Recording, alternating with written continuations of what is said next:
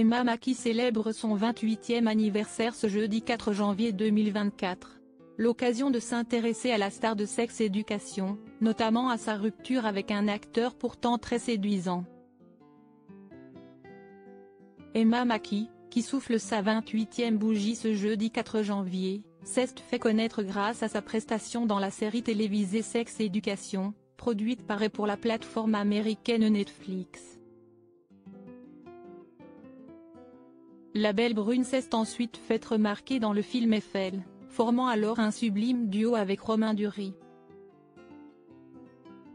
Et plus récemment encore, elle donnait la réplique à Margot Robbie dans Barbie. Mais aujourd'hui, si est sa vie amoureuse que nous analysons. En janvier 2020, on apprenait qu'elle se séparait de Dan Whitlam. Un acteur anglais pourtant très séduisant. Après avoir étudié à la Guildhall School de musique et comédie, il avait participé au téléfilm britannique The First Great Escape. Il est également passionné par le théâtre, et monte régulièrement sur les planches. Sans oublier qu'il s'agit aussi d'un grand sportif, qui pratique du rugby, de l'équitation, et de la danse. Un beau CV. Emma Mackey, apparition remarquée à Versailles. Mais si est bel et bien seule que l'actrice franco-britannique a décidé de poursuivre sa route, comme elle le sous-entendait à l'époque pour nos confrères de Libération qui lui avaient consacré un portrait.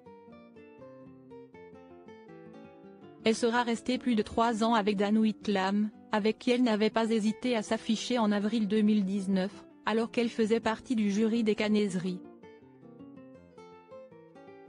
Si est trop cool de faire partie d'un jury. Comme je suis très sérieuse, ça me plaît beaucoup.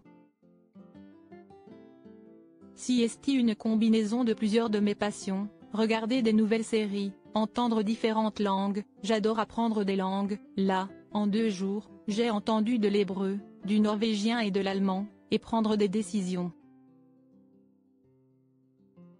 Ça me correspond bien, avait-elle d'ailleurs affirmé au journal Le Parisien à propos de cette expérience. Pour rappel, la dernière apparition remarquée de l'actrice en date, c'était le 20 septembre dernier, à l'occasion de la venue de Charles III en France.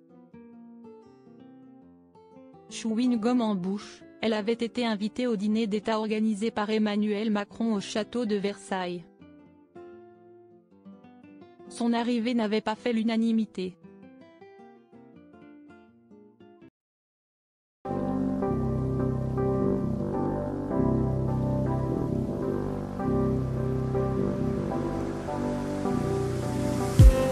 I just need